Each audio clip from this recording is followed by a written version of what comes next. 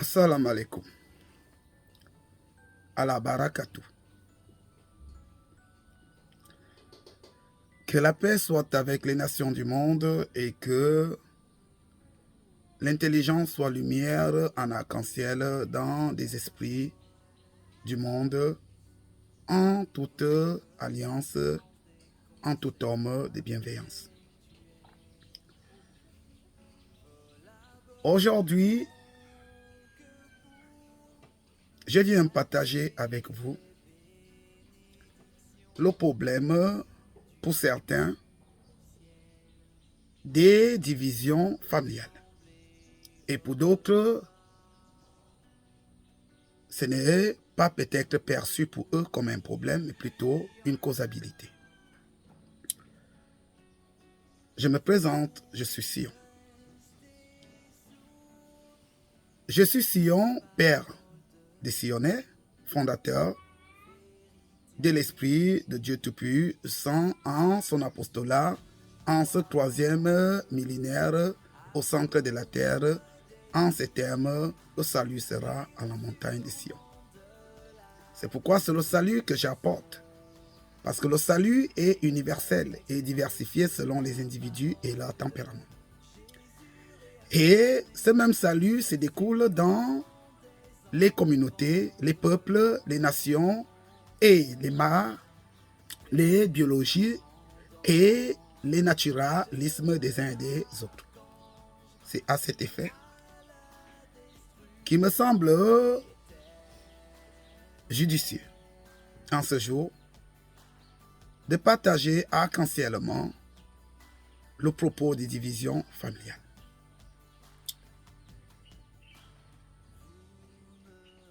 Je pense, pour ma part, pas pour convaincre ni persuader quelqu'un, d'être rempli aussi de la lumière de la parole. En ce sens que j'ai une mémoire optique, j'ai un âge expérimentaire biologique et j'ai aussi une réception d'écoute et une méditation de sagesse. À plusieurs sagesses. Le mal qui jadis j'entends autour des communautés comme étant disperses des communautés, selon les pourparlers de plusieurs hommes et de plusieurs femmes et de plusieurs enfants et de plusieurs institutions, n'est pas quelque chose qui est nouveau au siècle dans lequel nous parcourons la fin du siècle passé et que nous engageons ainsi l'entrée dans les nouvelles fondements de l'humanité. Alors, à quoi cela doit être compris pour qu'il y ait plus cela comme problématique dans les esprits? Le problème avec les hommes, c'est peut-être qu'on ne s'est jamais positionné sur la demande de se demander qui a formé la famille en premier et qui dirige la famille en premier et qui a mis les organigrammes de bienséance familiale. D'aucuns diront c'est Dieu, vaguement, parce qu'ils ont le refus de reconnaître que Dieu est un homme.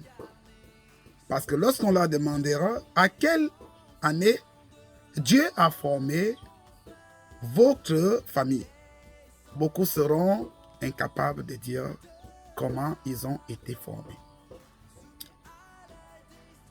Cet état de choses fait en sorte que on ne puisse pas savoir d'où le mal-être familial vient.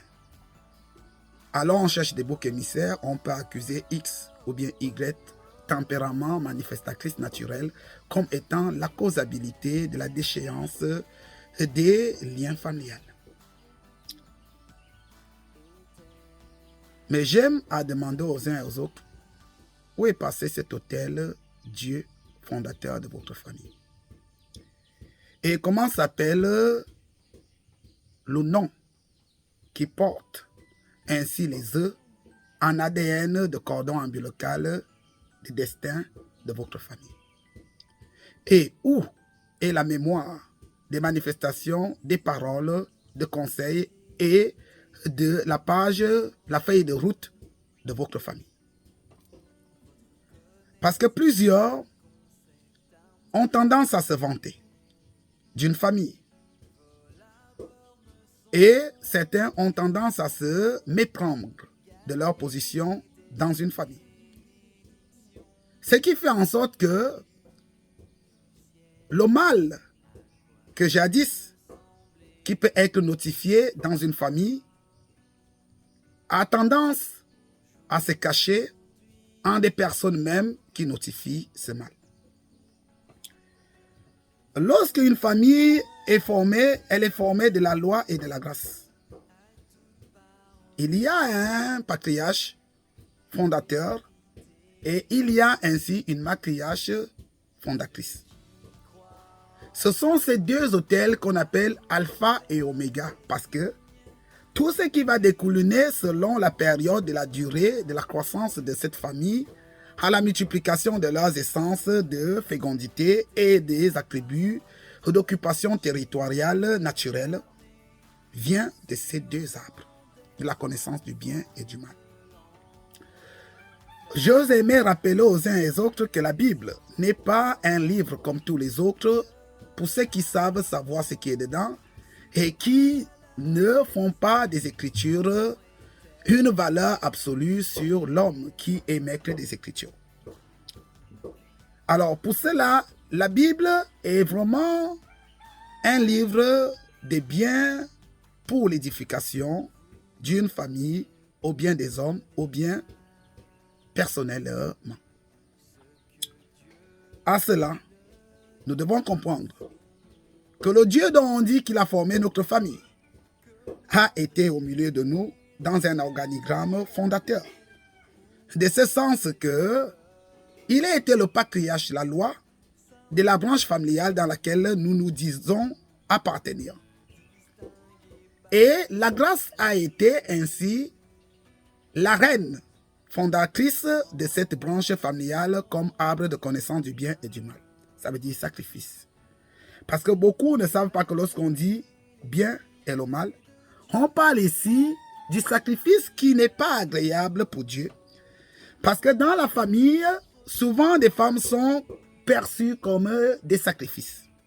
Et des hommes perçus comme au fait des leaders. Mais cela est souvent aussi discutable. Mais on ne va pas rentrer là-bas pour le moment. Restons sur les divisions familiales. La causalité à la base des divisions familiales ne vient pas d'un pasteur qui serait envoyé d'une façon pour épauler la famille ou bien un prophète.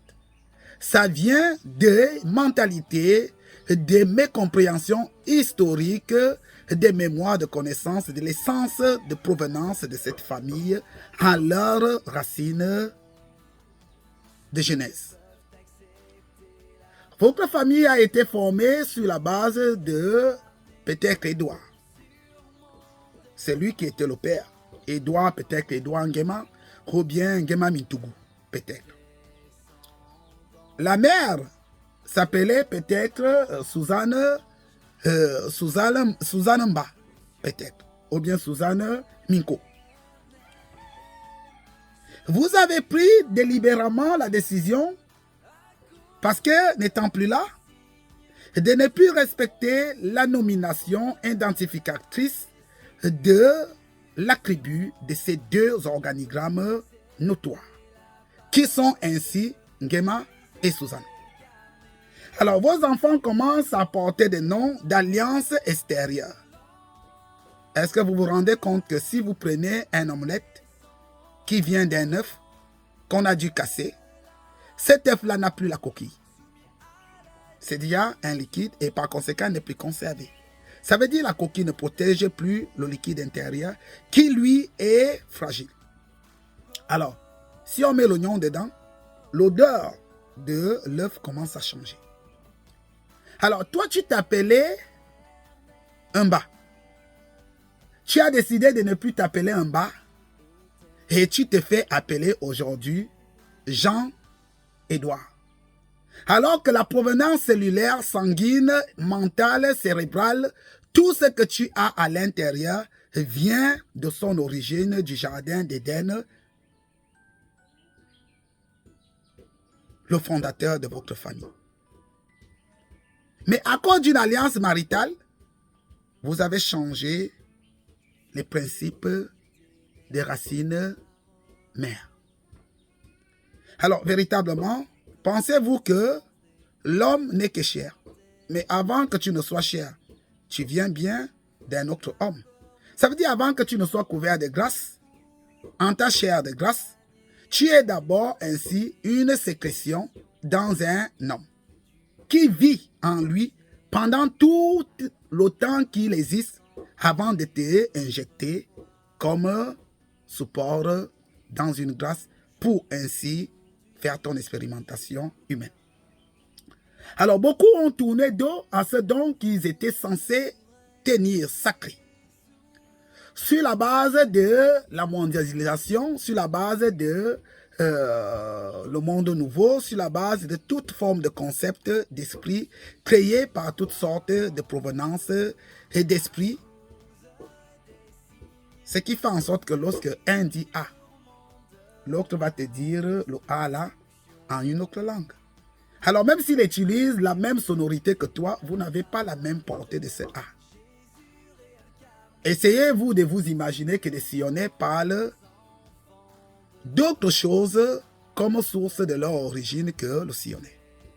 Véritablement, quelle sera leur étymologie d'origine, de provenance en tant que ainsi jardin de fondation par la parole de Dieu en leurs essences communautaires de leur famille? Ça serait compliqué. C'est pourquoi on peut voir aujourd'hui un enfant qui ne sait même pas compter l'arbre généalogique de sa famille, ne serait-ce qu'à 5 générations. On peut voir la même chose avec un Pounou, un Français, un Américain, un Anglais. Mais chose qu'on a tendance à oublier, que tous ces continents-là sont quittés du continent africain. Alors, s'ils sont quittés du continent africain, ils ont l'essence adamique. L'essence adamique qui veut dire ils ne peuvent rien faire linguistiquement qui n'a pas été sorti d'une communauté appelée famille aujourd'hui. Parce qu'avant, on ne donnait pas de noms des patriarches de famille. Aux enfants, on donnait des prénoms. Mais le nom de famille était tenu comme sacré. Aujourd'hui, on pense que c'est les paroles qui divisent une famille, alors que la famille est divisée depuis longtemps. Lorsque vous avez décidé de faire des mariages, vous n'avez pas fait les mariages devant Dieu et devant les hommes. Vous avez fait un mariage selon vos convoitismes du monde évolutif. Qui est l'autel de votre famille qui a le dernier mot sur votre alliance symbolisée extérieure? La plupart des familles aujourd'hui, on n'en trouve pas. On fait la mascarade de ce sens que on va prendre même celui qui n'est pas mandaté à parler des choses sacrées à les faire. C'est pourquoi j'aime toujours demander aux uns et aux autres lorsqu'ils disent c'est le pasteur qui divise les familles, c'est les prophètes qui divisent les familles. Bon, comment donc ce qui est prophétique? Parce que prophète veut dire proverbe. Comment donc ce qui est prophétique, donc qui vient d'un proverbe, peut changer la concession originelle de ce qui est consacré? Je vous laisse à vos écoutes pour essayer de répondre chacun à ses demandes. À la mienne, j'ai posé une demande avant que Dieu ne forme. En ce temple dont je suis, celle qui est arc-en-ciel aujourd'hui, je viens bien d'une branche. Mais cette branche-là, je me suis demandé, où est ainsi l'autel de Dieu dans votre famille? Alors, si l'autel de Dieu est respecté, et de ce qu'il y a l'image de Dieu en cet autel, vous avez cette image. Vous avez des paroles, gardez de cela, respectez cela, c'est tout. Et que tout membre sortant de cette famille respecte cela sans condition et sans déviation. C'est le point culminant. Avant de parler, ensuite de dire que c'est mon enfant, parce que les enfants n'appartiennent pas à un homme. Les enfants appartiennent à celui qui s'en occupe. Celui qui s'en occupe comment? Pas matériellement.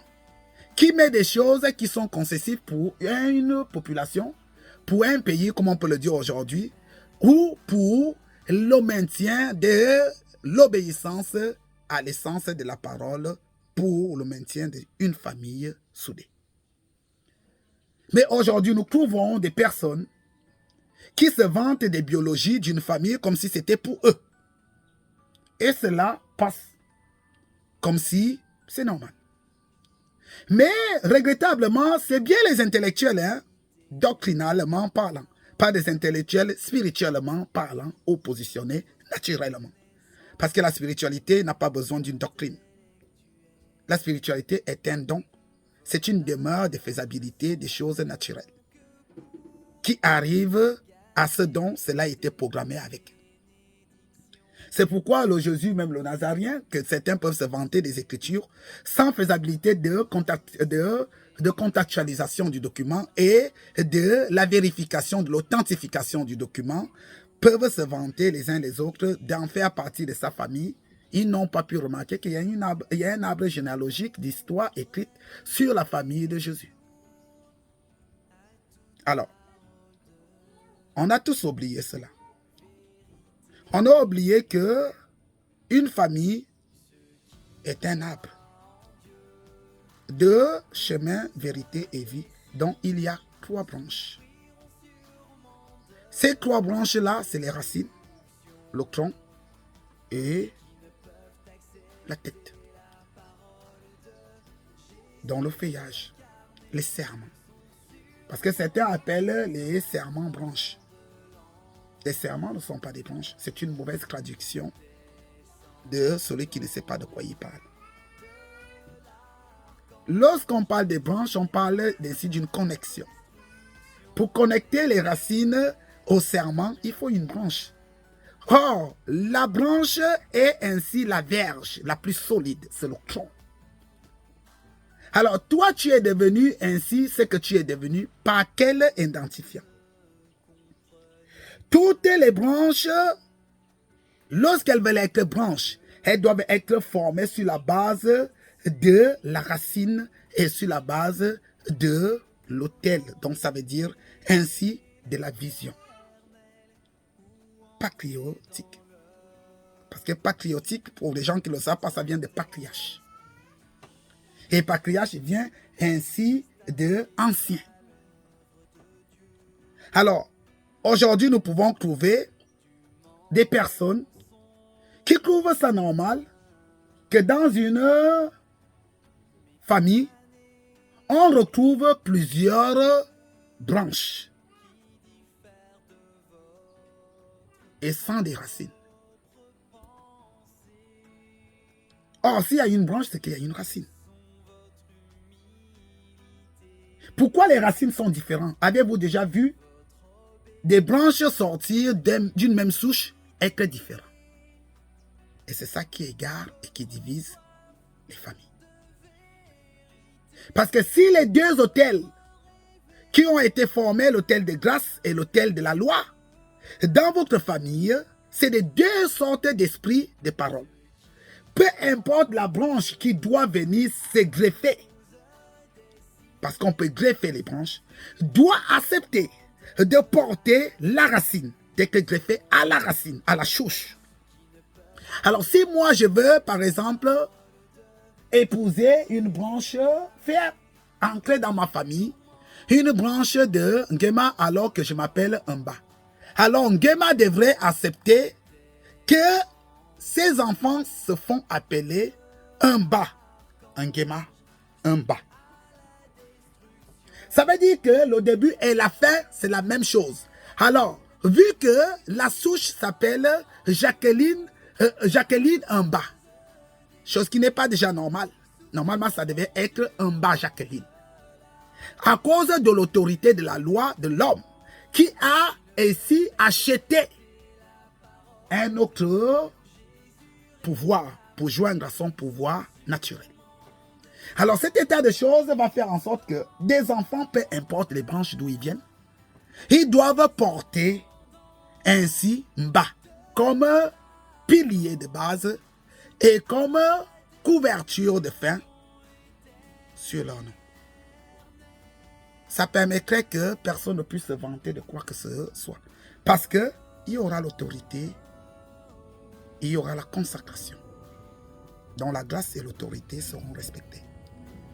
Alors arrêtez de dire que c'est ce dont les gens disent qui peut détruire déraciner votre arbre de vie. C'est parce que vous-même, vous avez refusé la vie et vous avez accepté le paraître. Et c'est ce paraître qu'aujourd'hui, ça vous rattrape. Ça rattrape les familles, la plupart des familles. C'est pourquoi ceci a été dit, trouverai-je la foi sur terre. Jésus est parti en Égypte, fuyant Hérode, qui lui se disait qu'il avait le pouvoir de gestionner les familles qui avaient pu contribuer au pouvoir qu'il avait eu.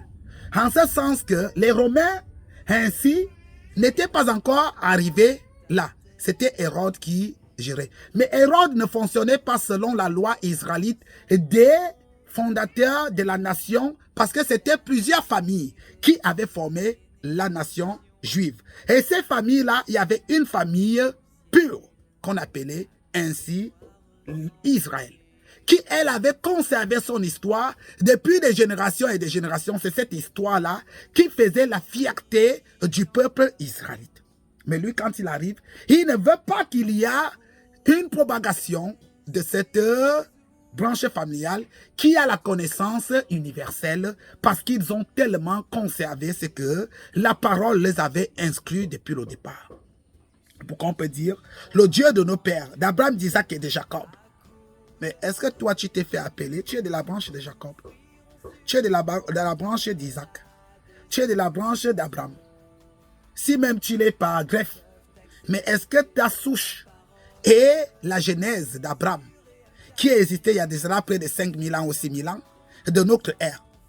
Alors, tu peux comprendre pourquoi si on peut te dire Jésus le Nazaréen, pendant que toi tu dis Jésus-Christ. C'est pas qu'il ne peut pas dire Jésus-Christ, c'est parce que toi déjà tu ne sais pas ce qui est Jésus, ce que Jésus manifeste, et ce qui est Christ dans le Jésus dont tu manifestes. Alors c'est ça qui fait en sorte que des aveugles qui montrent la lumière aux autres et des familles qui accusent ceux qui leur montrent la lumière. Donc au fait, les deux s'enseignent mais aucun ne comprenne ce qu'ils font. De ce sens que on essaie de faire le copier-coller. Mais tu ne peux pas faire le copier-coller dans l'œuvre de quelqu'un qui a expérimenté ce qu'il dit et ce qu'il vit, pendant que toi tu as lu. Ça serait faux. C'est pourquoi aujourd'hui nous rencontrons cette difficulté dans les pays du monde, surtout les pays panafricains. Les pays panafricains ici, ça veut dire les pays colonisés par la France. C'est pour cela par la francophonie. Alors que ce n'est pas les pays qui se disent colonisés par la francophonie qui ont été colonisés par les Africains. Non, c'est la France qui est colonisée par l'Afrique. Pourquoi? Celui qui vient, c'est celui qui n'a rien. Alors, il a aimé ce qu'on était et ils ont choisi de voler ce qu'on avait de faible. Alors, cet état de choses a fait en sorte que nous avons été purifiés des mentalités de ceux qui croient que pour grandir, il faut détruire, au lieu de conserver. C'est ce même problème-là qui est dans les familles aujourd'hui, puisque lorsqu'on dit les pays panafricains, ils ont des mariages aujourd'hui qui permettent ainsi d'être en état civil et d'être dans la tradition. Mais c'est compliqué. Le mariage à la tradition est un mariage, tout comme cela l'a toujours été. Le modernisme s'est fait modernisme à cause de la base des racines naturelles. Alors, il est hors de question que le modernisme puisse primer sur la souche de la création de toute chose qui a été ainsi un dérivé du moderne, du de la souche de du naturalisme. Cet état de choses nous amène à comprendre que c'est d'abord là le problème des divisions familiales. Il y a trop de touristes dans les chouches parce que la chouche même du peuple n'est plus respectée. En ce sens que certains pensent que la chouche du peuple, c'est une nomination. Nomination de telle sorte que, bon, à cause de ma mère qui est peut-être gabonais, et mon père qui est peut-être camerounais, et peut-être ma mère qui est française, et mon père qui est ainsi gabonais, cela me donne double nationalité. Non. Je loue quelque chose qu'un homme, lorsque je fus incarcéré en prison centrale, je notifie ça ici, à cause du bienfait que j'ai pu tirer de là. Parce que le traditionnel spirituel sait savoir que l'épreuve n'est pas une chute, mais c'est une élévation. Chose que le modernisme ne sait pas. C'est pourquoi il va de la base de toujours croire que c'est celui qui apporte quelque chose qui doit être loué, alors que c'est celui qui reçoit, qui bénit celui qui apporte quelque chose. Alors, comment vos familles ont été bénies? Personne ne le sait. Et de quoi ils ont été bénis? Personne ne le sait. Ils ont été bénis d'une chouche de grâce et d'une loi, d'une loi naturelle. Alors ne perdez pas cette loi naturelle au profit des doctrines et des dogmes qui peuvent être des faire-valoir pour vous.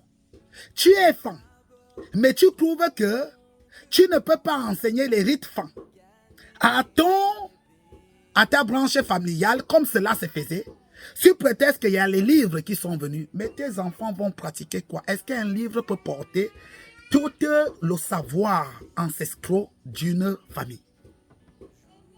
Alors on commence pour vilipender, parce que ceux qui vilipendent souvent les traditionalistes et ceux qui vilipendent le modernisme, c'est ceux qui n'ont pas compris que le modernisme et le traditionalisme ne font pas partie du spiritualisme universel. Parce que le spirituel est divin, il s'agit d'un arc-en-ciel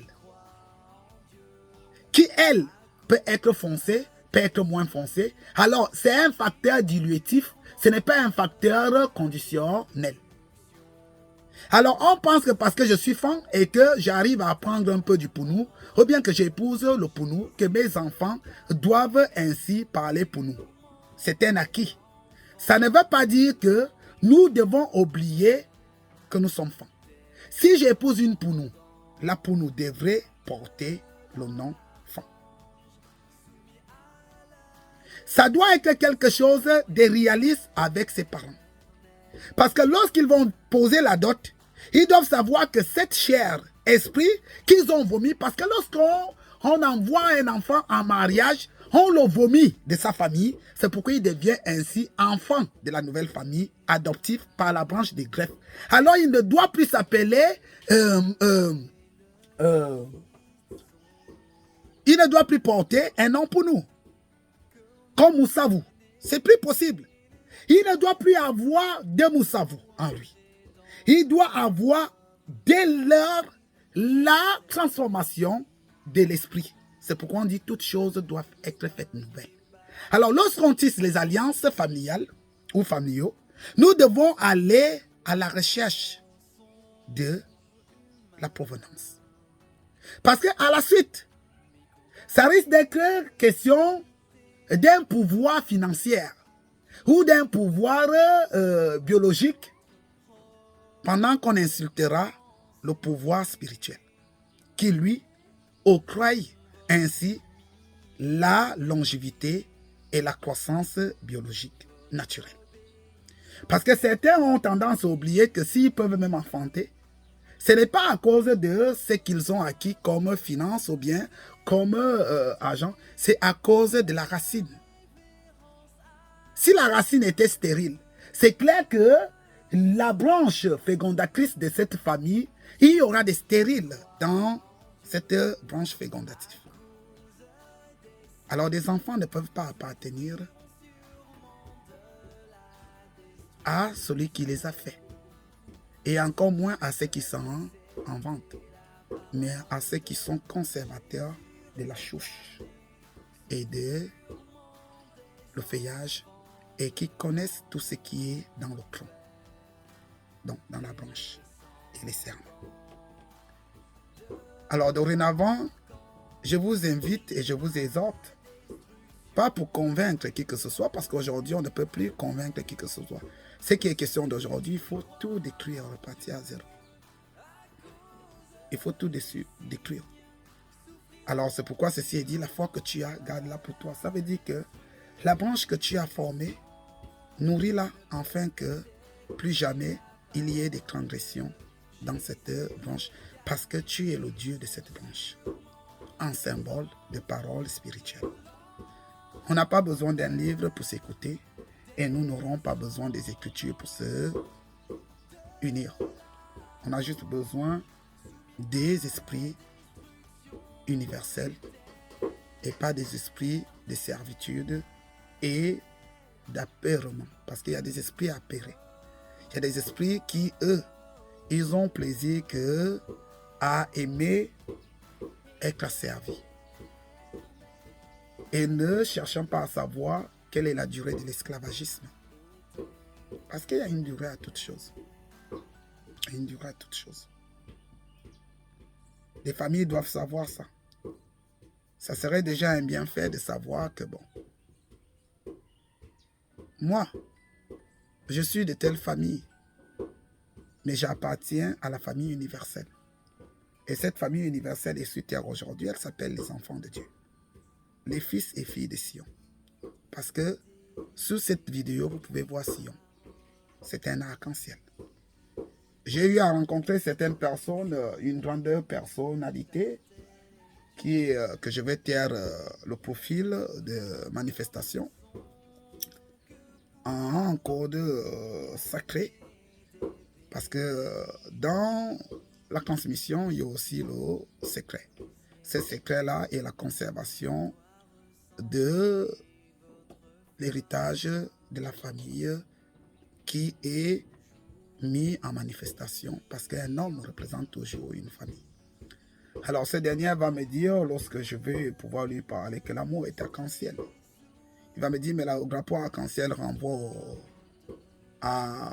au PD, ça renvoie à l'homosexualité, véritablement. Homosexualité.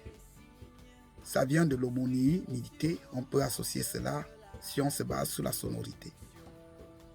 Alors, je ne sais pas comment une couleur universelle peut être attribuée à une péjoration de tempérament, mais que cela qu'on me corrige.